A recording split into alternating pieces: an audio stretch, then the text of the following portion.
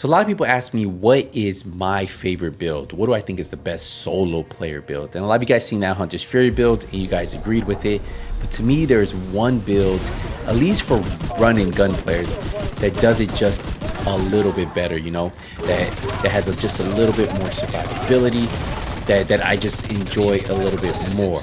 And it's this build right here. As you can see, taking so much damage at once. I just ran in there in the middle of that and still survived it. And there's just one build that you don't have to have an all red build or an all tank build, and it does a lot of good things and just destroys enemies. So what we're going to be doing here is I'll be showing you the build, and I'll be showing you what I think is the best solo build for run and gun players. Now, we're not talking about the marksman rifle builds, the sniper builds. You know, those are all great builds, but do they do what you get out of something like this build right here? As you guys can see, just, yes, we're taking damage, but we have enough survivability to make it out of that, right?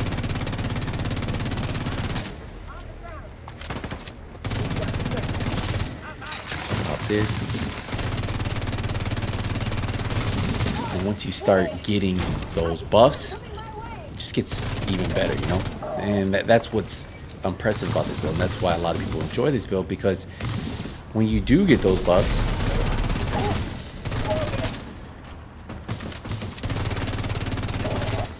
it gets even stronger. So I think they're down below, but underneath us. And I didn't want to start this run with the full stack, because obviously with the full stack it would be even better. You can see how fast we get the stacks, right? From that first encounter we had. I don't know if we already have the boss out. And once you get that 3% armor regen from the mental backpack, it just gets better, you know? Hey, and don't mind us, we definitely have some good armor stacked on this build too, you know, sitting at 1.5. If you really feel like you want more armor, you can do that, because this build allows that. But I feel like 1.5 is the sweet spot that allows you to make it out of those, you know, those areas that typically you wouldn't, right? And remember, everything you can swap around, play with, have fun with. So I'm gonna try to get the stacks up.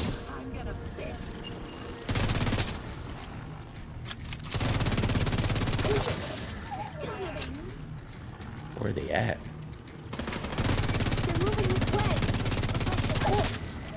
Easy, baby.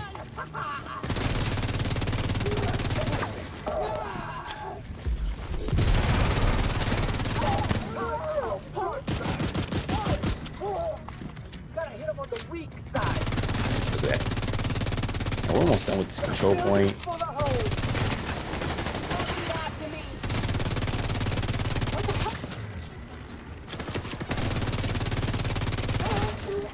And this is it.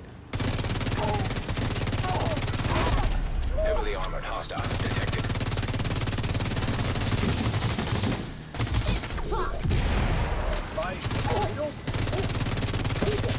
Where is he at? Oh, it's over now.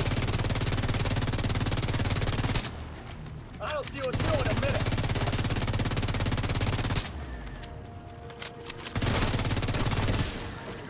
Just see how easy that was. Survivability in builds like this is what makes it so powerful, right? Just having damage, having that armor on kill, having that armor on kill come back over time.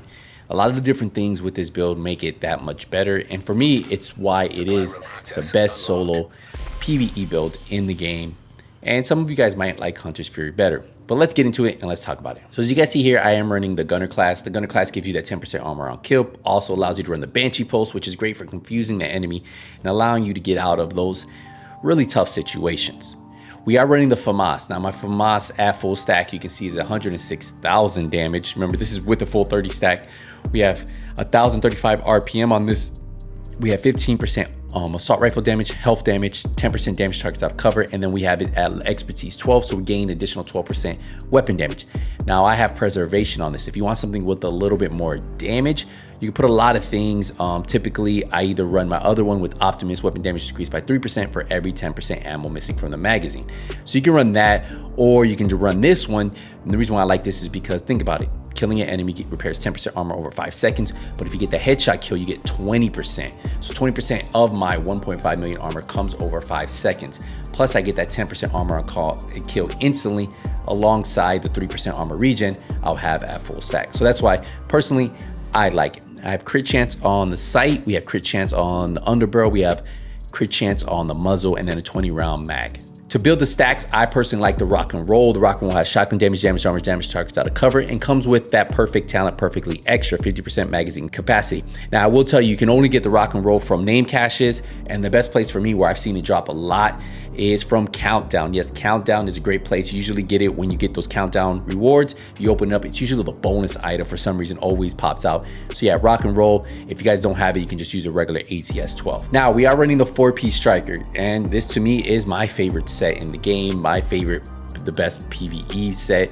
15% weapon handling, 15% rate of fire, and then Striker's Gamble. Remember, weapon hits increase total weapon damage by 0.65%, stacking up 100 times. Now the mask is going to have 170,000 armor, crit damage, and a crit chance mod. Now I do like the Striker chest piece. This is our second piece. The reason why is because it increases your max stacks from 100 to 200. So now it stacks up to 200 times. So that means we're gonna have more weapon damage if we can build that full stack.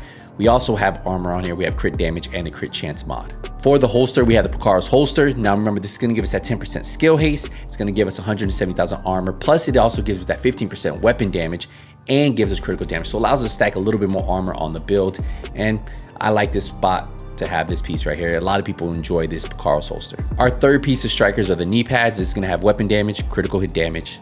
Our fourth and final piece of striker is gonna have weapon damage and critical hit chance. And then obviously you guys probably noticed we had the memento, right? So we have weapon damage, armor, skill tier, and critical hit chance mod. Obviously can confirm by now, you know, at full stack, 30% armor regen, 3% armor regen, 30% weapon damage, and 30% skill efficiency. And then every time we pick up a trophy, we're getting 15% weapon damage, we're getting 40% bonus armor, and 5% skill efficiency. So that's why it's really good. And if you look at the stats, right? 49% crit chance, 92% crit damage. Doesn't seem like a lot, but you saw how hard it was hitting. Plus that 75% weapon damage, and we have that 10% damage to targets out of cover.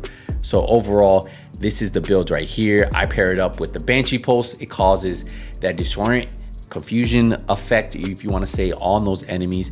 And then I pair it up with the Defender Drone, which is going to give me 30% damage reduction. Now remember, this does increase because of the 30% skill efficiency, right? It's gonna help improve this skill. So both of those are actually really good to use. And for me, this right here is the best solo PvE build in the game. And I don't know, it's close to Hunter's Fury. I wanna know, what is your favorite solo PvE run and gun build? Because obviously marksman rifles are good right now with that one-shot build. This right here, it's a ton of fun. So we're gonna wrap it up here, guys. Hey, I appreciate the support, appreciate the love. Hopefully you guys enjoyed the video. See you guys in the next one. Ain't nothing but skills out.